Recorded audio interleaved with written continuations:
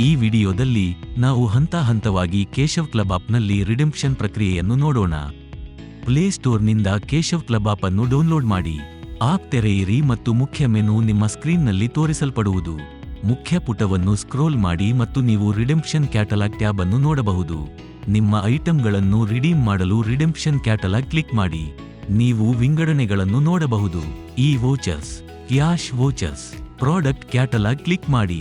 ನೀವು 2 ಆಯ್ಕೆಗಳನ್ನು ನೋಡಬಹುದು, ನೀವು ಮತ್ತು ಇತರರು.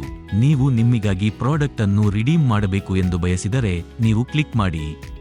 ನೀವು ನಿಮ್ಮ ಗ್ರಾಹಕರಿಗಾಗಿ ಪ್ರಾಡಕ್ಟ್ ಅನ್ನು ರಿಡೀಮ್ ಮಾಡಬೇಕು ಎಂದು ಬಯಸಿದರೆ ಇತರರು ಕ್ಲಿಕ್ ಮಾಡಿ. ನೀವು ನೋಡಬಹುದು ಅಲ್ಲಿರುವ ಅಂಕಗಳು, ಐಟಂ ವಿವರಣೆ, ಐಟಂನ ಚಿತ್ರ. ಇದಕ್ಕಿಂತ ಕೆಳಗೆ ಕಾರ್ಟ್ಗೆ ಸೇರಿಸಿ ಎಂಬ ಟ್ಯಾಬ್ ಇದೆ. ನೀವು ಉಷಾ ಡ್ರೈ ಐರನ್ ಅನ್ನು ರಿಡೀಮ್ ಮಾಡಬೇಕು ಎಂದು ಊಹಿಸುತ್ತೇವೆ. ಐಟಂ ಅನ್ನು ಆಯ್ಕೆ ಮಾಡಲು ಕ್ಲಿಕ್ ಮಾಡಿ. ಕಾರ್ಟ್ಗೆ ಸೇರಿಸಲು ಕ್ಲಿಕ್ ಮಾಡಿ. ಮೇಲ್ಭಾಗದ ಬಲಭಾಗದಲ್ಲಿ ಒಂದು ಐಟಂ ಸೇರಿಸಲಾಗಿದೆ ಎಂದು ನೀವು ನೋಡಬಹುದು. ಐಟಂನ್ನು ರಿಡೀಮ್ ಮಾಡಲು ಕಾರ್ಟ್ ಮೇಲೆ ಒತ್ತಿ.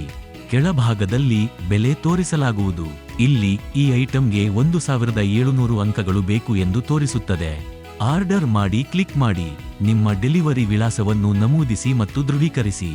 ನಿಮ್ಮ ಆರ್ಡರ್ ಮಾಡುವುದಕ್ಕಾಗಿ ಬಲಭಾಗಕ್ಕೆ ಸ್ವೈಪ್ ಮಾಡಿ. ಈ ಹಂತವನ್ನು ಪೂರ್ಣಗೊಳಿಸಿದ ನಂತರ ನಿಮ್ಮ ಐಟಂ ಯಶಸ್ವಿಯಾಗಿ ರಿಡೀಮ್ ಆಗುತ್ತದೆ. ನೀವು ರಿಡೀಮ್ ಮಾಡಿದ ಐಟಂಗಳ ಪಟ್ಟಿಯನ್ನು ನೀವು ನೋಡಬಹುದು. ಈ ಸರಳ ವಿಧಾನದಲ್ಲಿ ನೀವು ಕೇಶವ್ ಕ್ಲಬ್ ಆಪ್ನಲ್ಲಿ ಐಟಂ ಅನ್ನು ರಿಡೀಮ್ ಮಾಡಬಹುದು.